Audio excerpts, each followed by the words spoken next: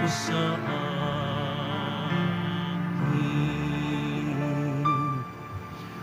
Sa ngalan ng Ama at ng Anak at ng Espiritu Santo, Amen. ang pagpapala ng ating Panginoong Jesucristo, ang pag-ibig ng Diyos Ama, at ang pakikipagkaisa ng Espiritu Santo na may sumainyong lahat. At sumayo rin. Bukas, simula na ng mga mahal na araw.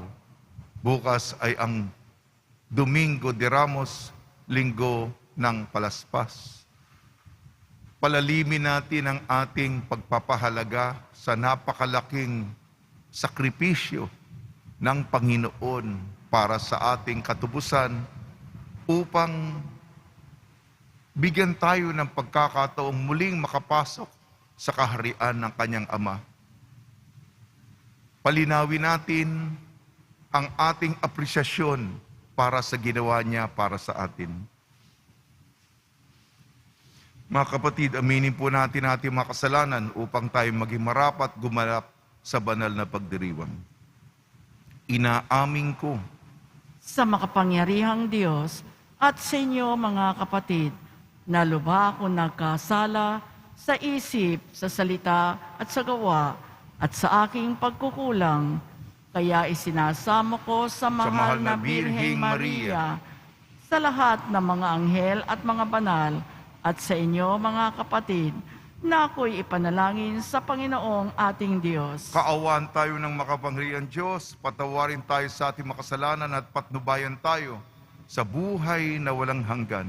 Amen. Panginoon, kaawaan mo kami. Panginoon, kaawaan mo kami. Kristo, kaawaan mo kami. Kristo, kaawaan mo kami. Panginoon, kaawaan mo kami. Panginoon, kaawaan mo kami. Manalangin tayo. Ama namin makapangyarihan, bagamat lagi mong ginaganap ang pagliligtas sa lahat, subalit ngayon higit mo itong kinukusang aming ikagalak. Tungyan mo kaming iyong mga hinirang upang ang iyong pagtulong at paglingap na maasahan ay siyang magpatatag sa mga kaanib ng iyong sambayanan at sa mga magiging kaanib pa sa pagsapit ng pagkabuhay sa pamamagitan sa Kristo kasama ng Espiritu Santo magpasawalang hanggan. Amen. Magsiupo muna po ang lahat. Pagbasa mula sa aklat ni Propeta Ezekiel. Ito ang pinasasabi ng Panginoon.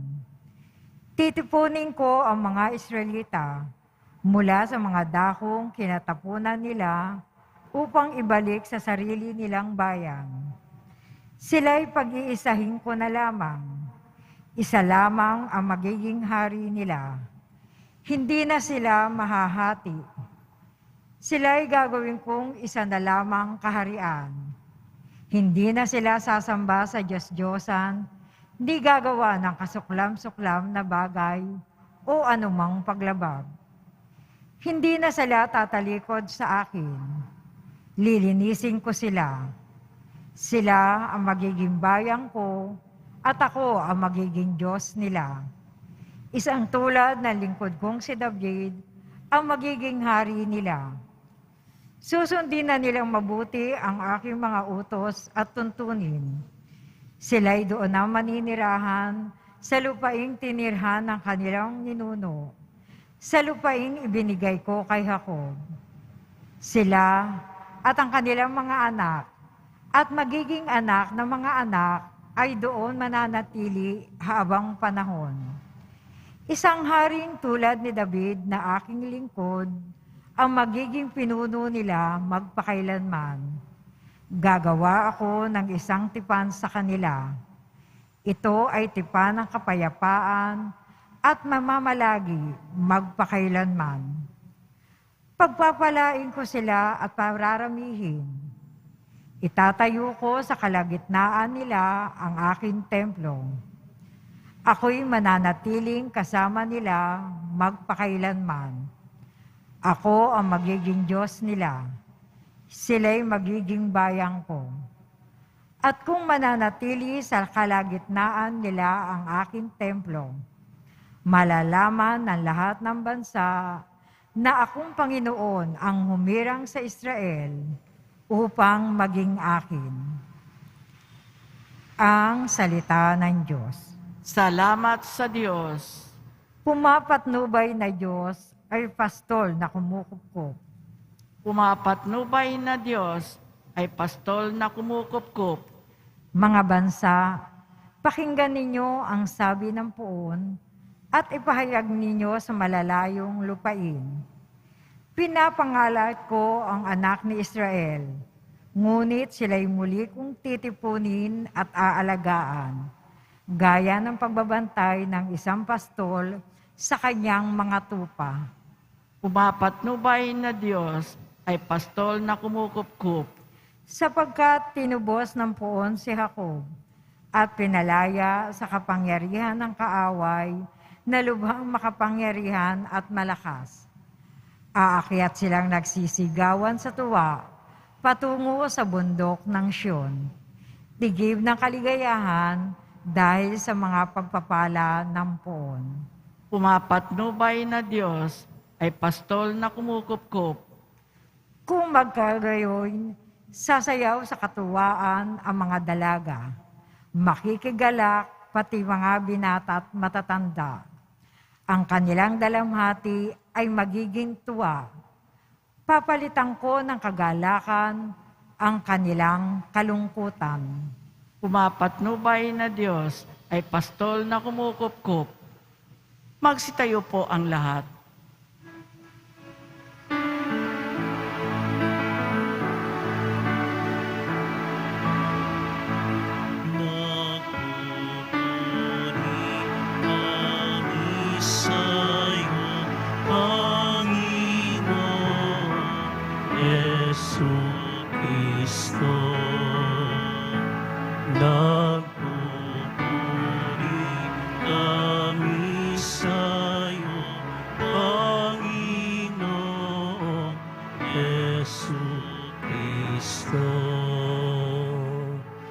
Sinabi ng buong mahal, kasamaan ay layuan, kasalan ay pagsisihan. Kayo ay magpatuloy, magbalik loob na tunay. Nagpupuri kami sa'yo, Panginoon Jesucristo.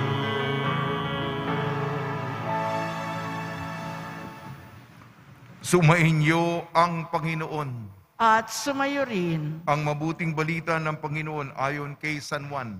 papuri sa iyo, Panginoon.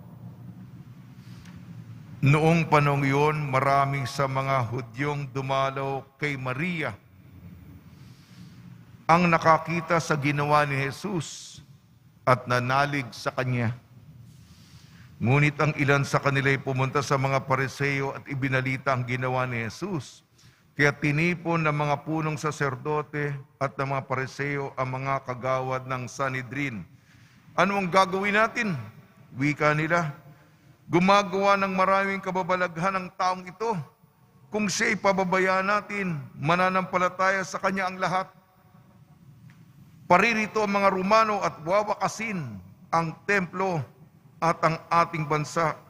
Ngunit isa sa kanila, si Cayapas, ang pinakapunong saserdote noon, ay nagsabi ng ganito, ano ba kayo? Hindi ba ninyo naiisip na mas mabuti para sa atin na ang isang tao lamang ang mamatay, alang-alang sa bayan? Sa halip na mapahamak ang buong bansa, sinabi niya ito hindi sa ganang kanyang sarili lamang. Bilang pinakapunong saserdote ng panahong iyon, hinulaan niyang mamamatay si Jesus dahil sa bansa at hindi dahil sa bansang iyon lamang, kundi upang tipunin ang nagkawatak-watak na mga anak ng Diyos. Mula noon, binalangkas na nila kung paano ipapapatay si Jesus. Kaya't hindi na siya hayagang maglakad sa Judea. Sa halip siya'y nagpunta sa Ephraim, isang bayang malapit sa ilang, at doon siya nanirahang kasama ang kanyang mga alagad. Nalalapit na ang pista ng Paskwa. Maraming taga-lalawigang pumunta sa Jerusalem bago magpaskwa upang isagawa ang paglilinis ayon sa kautusan. Hindi nila nakita si Jesus sa templo, kaya't nagtanungan sila, "Ano sa akala ninyo? Paririto kaya sa pista o hindi?" Ipinag-utos ng mga punong saserdote at ng mga pariseo na ituro ang sino mang nakaalam kung nasaan si Jesus upang siya'y maipadakip nila. Ang mabuting balita ng Panginoon. Pinupuri ka namin, Panginoong Hesu Kristo. Magsiupo ang lahat. Ngayong Sabado, bago ang linggo ng Palaspas.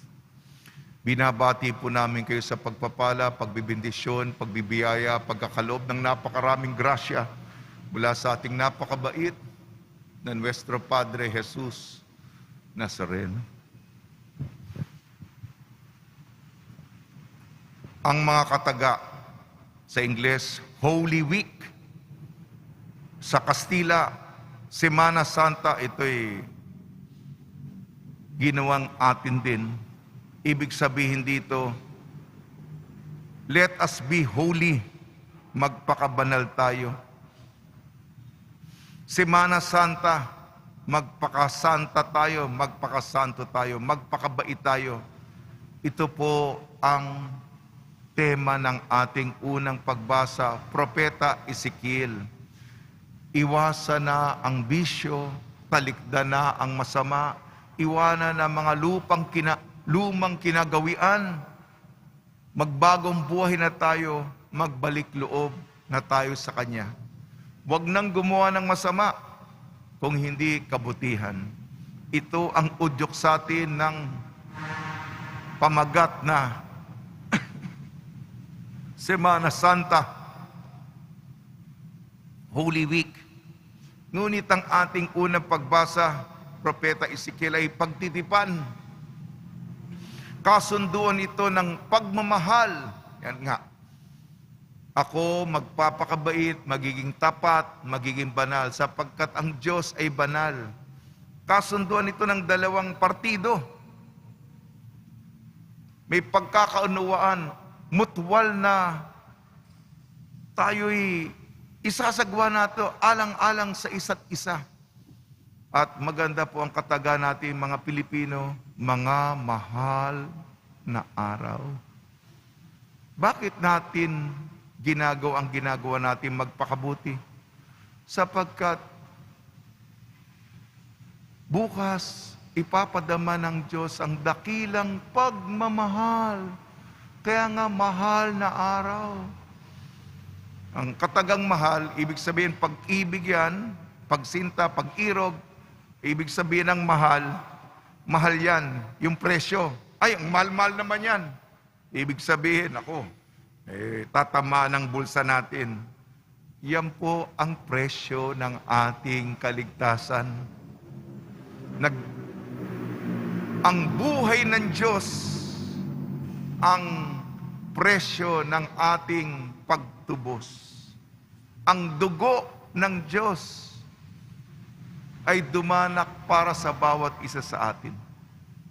Sa ating ebanghelyo po, ayon kay San Juan, binuhay ni Jesus si Lazaro. At nakita ng mga Hudyo, ito yung kapatid ni Marta at ni Maria. Buhay si Lazaro. Kaya maraming naniwala. Patay. Patay. Nakalibing sa kuweba ng 4 na araw na. Buhay. Diba ito yung nilibing natin? Pumunta pa tayo sa lamay. Buhay ngayon, naglalakad. Si Lazaro. Yung iba naman, ano ginawa ng mga iba, nagsumbong sa mga Pariseo. Ano gagawin natin? Lahat naniniwala sa kanya. Imbis na maniwala sila na ito'y sa kamay ng Diyos. Sabi pa ni Caiaphas, merong pagpupulong ang mga Sanhedrin. Mabuti pang mamatay ang isa kaysa mapahamak ang lahat. Kaya meron silang pabuya. Sabihin sa amin kung sino nakakaalam kung saan siya. Nagkuka na, ha? Pera-pera na ito. Pera-pera na. Sinong magbibigay sa kanya, sa amin, upang dakpin. Yan. Kaya yung mga tao, malapit na yung pista ng Pasko, pupunta ba sa Jerusalem si Jesus? Kasi kung pumunta siya, ay naku, buo na ang loob, nakalagay dito, ha? Ang desisyon, ang katagang ginawit nito, ang balangkas na patayin si Jesus, buo na. Yun ang katagang hinahanap ko. Ang balangkas, ang plano na ipapatay si Jesus, nandun na, nakalagda na. Kailan na lang isakatuparan at humahanap ng pagkakataon. Kaya nga bukas, ito po yung likod. Meron kayong mga palaspas na ngayon. Papasok ba sa Jerusalem si Jesus? Alam natin, papasok siya. Nakasakay sa bisiro sa asno at tayo'y magwawagayway ng palaspas at ilalatag natin ang balabal sa daraanan niya. Nagdesisyon na si Jesus na ito'y maganap ang dapat maganap upang matubos tayo sa kasalanan. Pag nilayan po natin ito at imbitahin po natin mga mahal sa buhay, lalong-lalo na may mga bata tayo. Ano ba yan, tatay? Marami kasi tayo, napakayaman. Marami mga simbolo. Para saan ba yan? Ano ba yan? Pambugaw ng langaw? Ano ba yan? Pampalo sa akin? Huwag nyo naman gamitin pampalo sa bata yung pala. Pangalis ng langaw. Yan. Hindi po yan. Ipaliwanag nyo naman, ha? Yan ay pagwawagayway, pagsalubong, pagtanggap.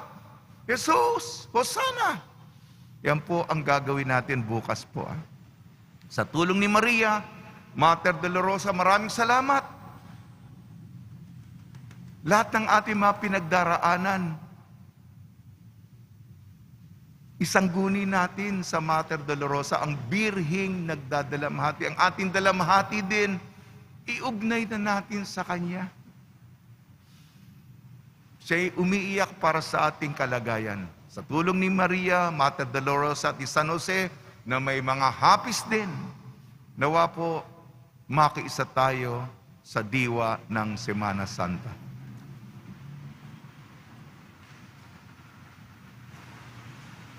Magsitayo po ang lahat. Minamahal kong mga kapatid, manalangin tayo sa Diyos na ating Ama upang tulad ni Kristo, maging matatag tayo sa pagharap sa buhay at sa mga pagsubok. Tugon po natin, Ama, gawin mo kaming kalugod-lugod na handog sa iyo. Ama, gawin mo kaming kalugod-lugod na handog sa iyo. Ang mga hindi Kristiyano naway makakilala kay Jesus na namatay para sa lahat, manalangin tayo. Ama, gawin mo kaming kalugod-lugod na handog sa iyo. Ang mga Kristiyanong napahiwalay naway mag-ukol ng higit na pagtatalaga ng sarili sa ekonomismo, manalangin tayo. Ama, gawin mo kaming kalugod-lugod na handog sa iyo. Ang mga may kapangyarihan naway mag-alay ng sarili sa pagtataguyod ng katotohanan at katarungan, manalangin tayo. Ama, gawin mo kaming kalugod-lugod na handog sa iyo. ang lahat ng Katoliko naway makadaman na sila ay may natatanging kaugnayan sa isa't isa dahil sa iisang pananampalataya. Manalangin tayo. Ama, gawin mo kaming kalugod-lugod na handog sa iyo. Ama naming Diyos, sa iyong pagkakatipon sa mga mananampalataya, sila ay pinagbuklod mo sa iisang katawan ni Kristo. Hiniling namin sa pamamagitan ni Kristo na aming Panginoon. Amen. Magsiupo ang lahat.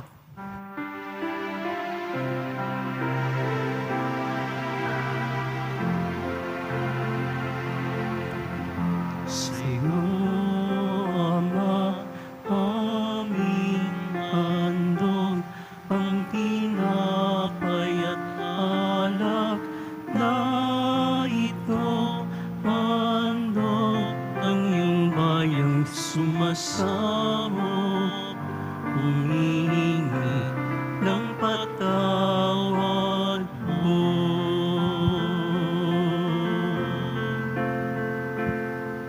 Sa pagsunod sa utos mo, nalulugod akong lais, di masukat ang galak ko, at ang aming iniibig. Sa'yo, Ama, aming handog ang tinapay at alak na ito, handog ng iyong bayang sumasamo, humingi ng patawad mo. Magsitayo po ang lahat. Manalangin kayo mga kapatid upang ang ating paghahain ay kalugdan ng Diyos amang makapangyarihan. Tanggapin nawa ng Panginoon itong paghahain sa iyong mga kamay sa kapurihan niya at karangalan sa ating kapakinabangan at sa buong sambayanan niyang banal. Ama namin lumikha, kami ay iyong dinudulutan ng walang hanggang buhay.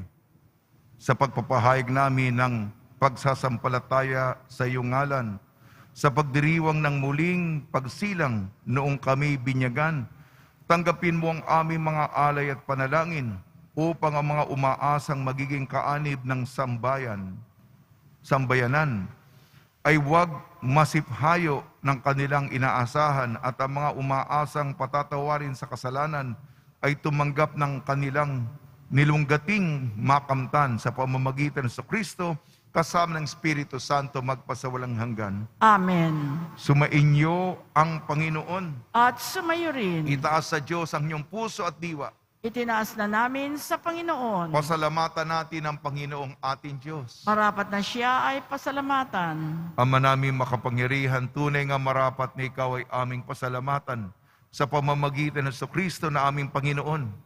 Sa pagpapakasakit ng gili mong anak, ang sangkatauhay minarapat mong magpahayag ng iyong dakilang pag-ibig sa lahat, na pawang nais mong tubusin ng Mesiyas sa harap ng iyong kadakilaan. Kapos ang dila naming magsaysay sa pag-ibig na makapangyarihang sa krus ay itanghal. Sa krus ipinasyang patawarin ng mga tao. Sa krus nagtagumpay ang ipinakong Kristo. Kaya kaisa ng mga anghel na nagsisiawit ng papuri sa iyo nang walang humpay sa kalangitan, kami nagbubunyi sa iyong kadakilaan. Santo, Santo, Santo, Panginoong Diyos ng mga hukbo, na pupuno ang langit at lupa ng kadakilaan mo. Husana sa kaitaasan, pinagpala ang naparirito sa ngalan ng Panginoon. Husana sa kaitaasan, magsiluhod ang lahat. Ama naming banal, ikaw ang bukal ng tanang kabanalan. Kaya sa pamamagitan ng Espiritu, gawin mong banal ang mga kaloob na ito upang para sa amin maging katawan at dugo ng aming Panginoong Jesucristo. Bago niyang pinagtiis ang kusang loob na maging handog, hinawakan niya ang tinapay, pinasalamatan kanya, pinaghati-hati niya yun, iniabot sa kanyang malagad at sinabi, Tanggapin ninyong lahat ito at kanin, ito ang aking katawan na ihahandog para sa inyo.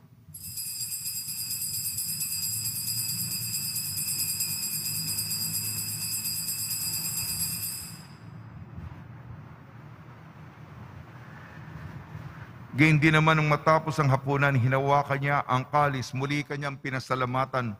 Inebot niya ang kalis sa kanyang malagad at sinabi, tanggapin ninyong lahat ito at inumin. Ito ang kalis ng aking dugo, ng bago at walang hanggang tipan. Aking dugo na ibubuhos para sa inyo at para sa lahat. Sa kapagpapatawad ng makasalanan, gawin ninyo sa pag-alala sa akin.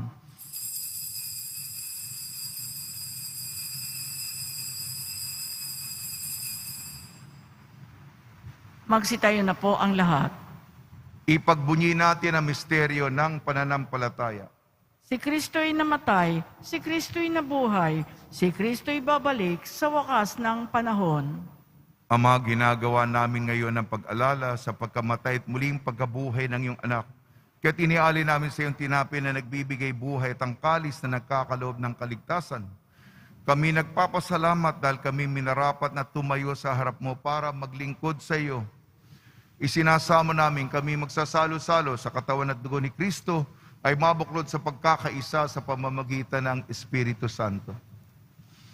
Ama, lingapin mo yung simbahang laganap sa buong daigdig. Puspusin mo kami sa pag-ibig kaysa ni Francisco na aming Papa at ni Jose na aming Obispo at ng Tanang Kaparian.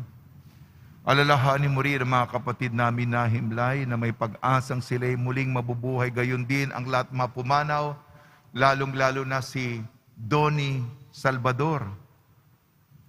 Kaawaan mo sila at patuloyin sa iyong kaliwanagan. Kaawaan mo at pagdapating kaming lahat na makasalo sa iyong buhay na walang wakas, kaysa ng mahal na Birhing Maria na Ina ng Diyos, Mater Dolorosa, ng kabiyak na puso niyang si San Jose, kaysa ng mga apostol ni San Juan Bautista at ng lahat na mabanal, na namuhay dito sa daigdig ng kalugod-lugod sa iyo. May pagdiwang nawa namin ang pagpupuri sa ikararangal mo sa pamamagitan ng anak na aming Panginoong Hesukristo. Sa pamamagitan ni Kristo, kasama niya at sa Kanya, ang lahat ng parangal at papuri ay sa iyo, Diyos amang makapangyarihan, kasama ng Espiritu Santo, magpasawalang hanggan. Amen. Sa tagubili naman nakakagaling na utos sa turo ni Jesucristo ng Panginoon natin na Diyos, ipahayag natin ng lakas loob.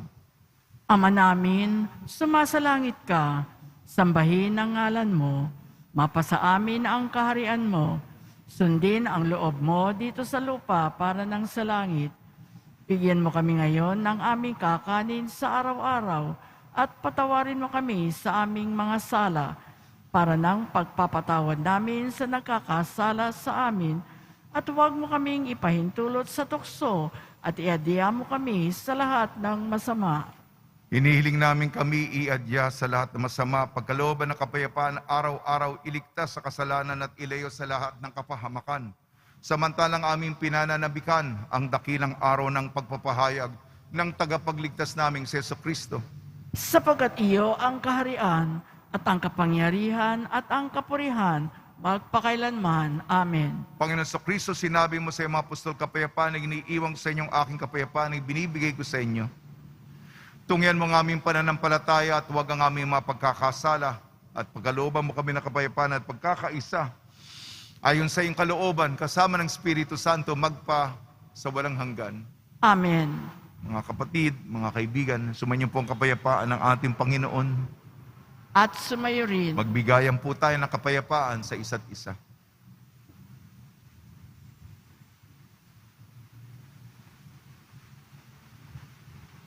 Kordero ng Diyos na nag-aalis ng mga kasalanan ng sanlibutan, maawa ka sa amin.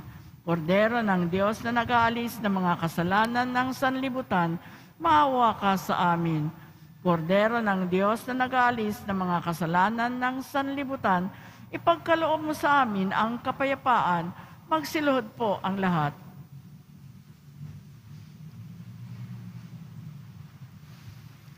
Ito ang kordero ng Diyos. Ito nag-aalis na kasalanan ng sanlibutan. Mapalad ang mga inayayahan sa kanyang piging. Panginoon, hindi ako karapat-dapat na magpatuloy sa iyo, Ngunit sa isang salita mo lamang ay gagaling na ako.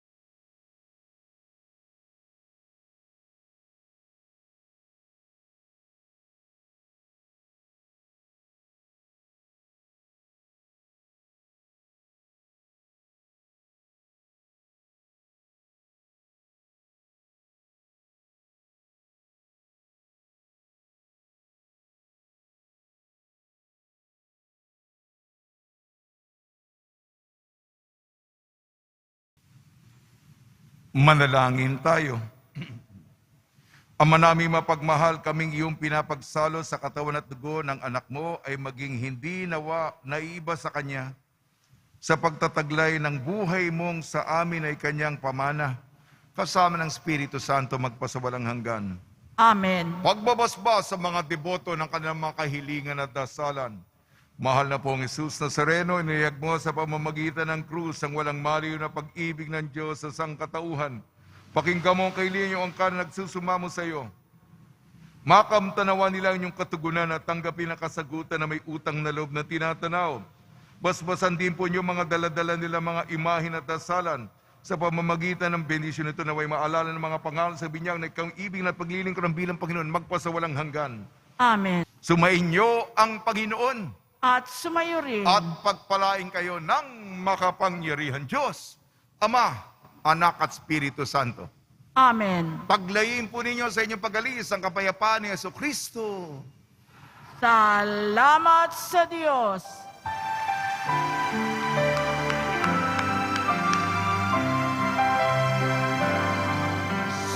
Padre Jesus Nazareno, sinasamba ka namin, pinipinto ka namin, aral mo ang aming buhay at kaligtasan. Padre Jesus Nazareno, iligtas mo kami sa kasalanan.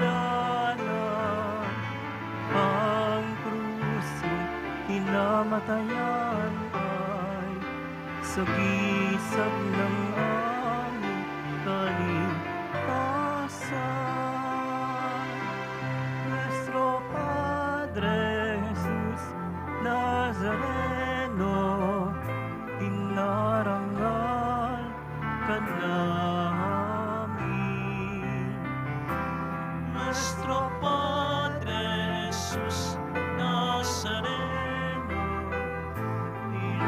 iluwalhati ka namin. Nuestro Padre Jesus Nazareno, dinarangal ka namin. Nuestro Padre Jesus Nazareno, ninulwalhati